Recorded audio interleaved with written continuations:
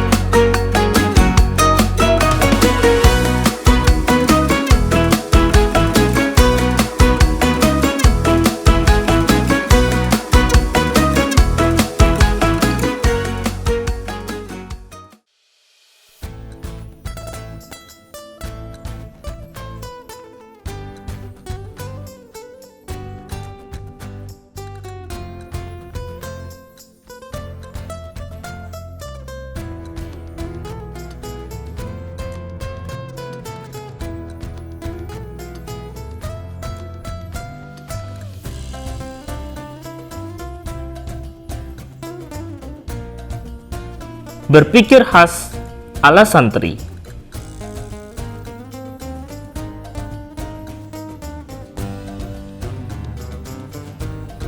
Santri telah distigma sebagai kaum tradisional dalam masa cukup panjang.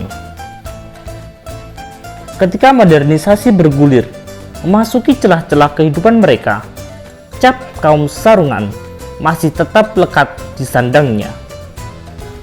Untuk merespon tudingan tersebut, pondok pesantren sebagai kawah candra di muka kaum santri melakukan inovasi beragam.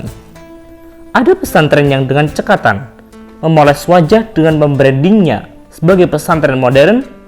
Ada yang beranjak memodernisir dirinya dengan tetap memegang erat wajah tradisionalnya. Ada pula yang tetap kukuh mempertahankan ciri salafnya sambil menunjukkan bahwa dirinya sanggup menjawab pertanyaan dan tantangan zaman yang serba modern sekalipun. Pesantren yang beranjak modern memandang fenomena modernitas adalah sebuah keniscayaan. Kehadirannya tak dapat ditampik. Itulah yang kemudian membuatnya serta-merta merombak kurikulum pesantren, sehingga tak lagi bergantung pada sistem pembelajaran klasik yang terpaku pada materi-materi kitab kuning semata. Dikotomi antara ilmu pengetahuan umum dan ilmu agama serta merta pula dihapuskan. Bagi sebagian pesantren yang lain, dirinya tetap berbasis pada kitab-kitab kuning sambil secara perlahan memasukkan kurikulum-kurikulum non-pesantren. Pesantren semodel ini berupaya meletakkan dirinya pada posisi keberimbangan. Di sisi lain, juga tak mendikotomikan antara ilmu pengetahuan umum dan ilmu agama. Meskipun tetap memahami keduanya adalah hal yang berbeda. Ilmu pengetahuan umum dan ilmu agama dianggapnya saling melengkapi antara satu dan lainnya. Sementara pula, tak sedikit pondok pesantren yang tetap kukuh mempertahankan watak tradisionalismenya. Dirinya tetap tunduk patuh pada konvensi dari sistem pendidikan klasik yang bertumpu sepenuhnya pada materi-materi kitab kuning. Model pengajaran ala pesantren, wetonan, sorogan, dan bandongan, serta hafalan tetap dipertahankan. Di sisi lain, dirinya menyanggupi untuk bisa menjawab segala persoalan yang bermunculan di zaman kekinian dengan merujuk sepenuhnya pada referensi kitab-kitab kuning. Betapapun juga tradisi kitab kuning telah lekat menjadi ciri khas pondok pesantren.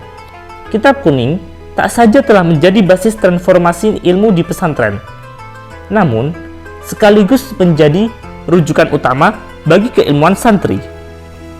Para santri wajib mengkaji dan mendalami kitab-kitab ini hingga menjadi ahli di bidang tersebut.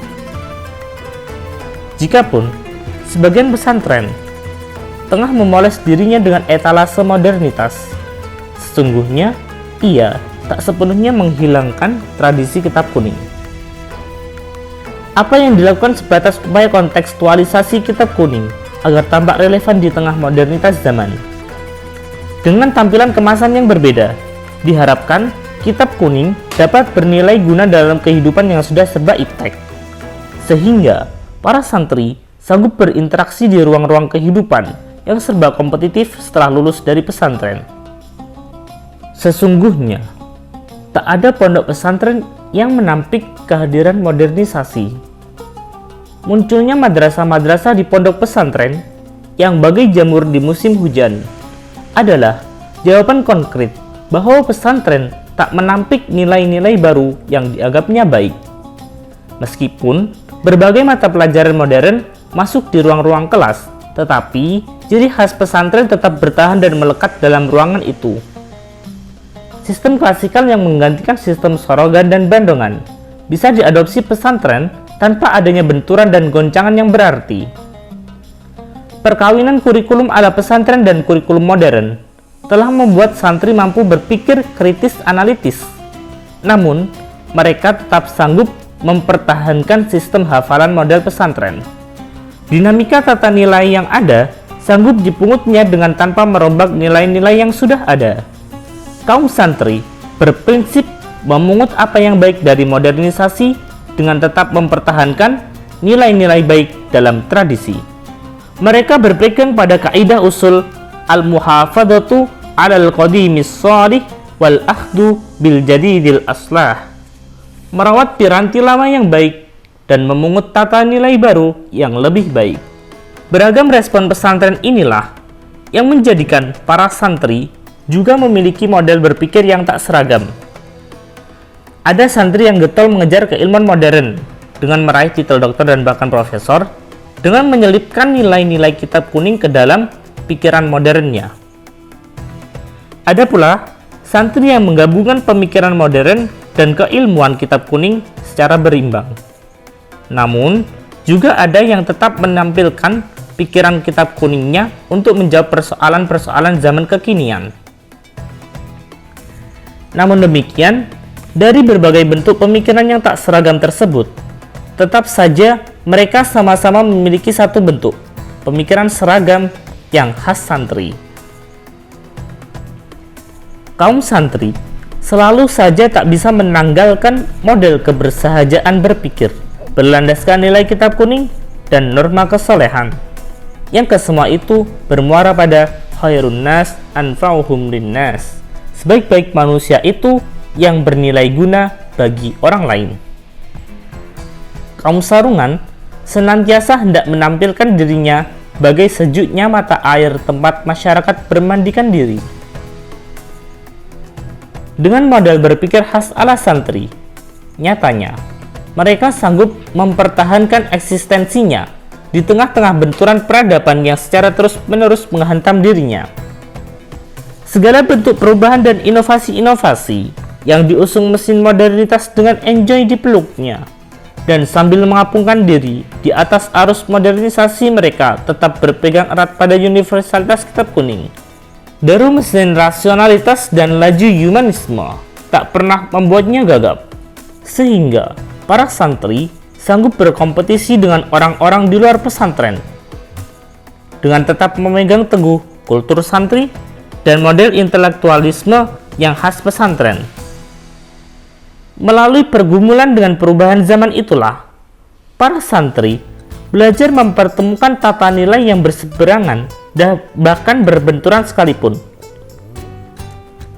antara modernisme dan tradisionalisme, antara model berpikir kritis analitis dan model hafalan, antara dunia humanisme yang profan dan wilayah ilahiyah yang sakral.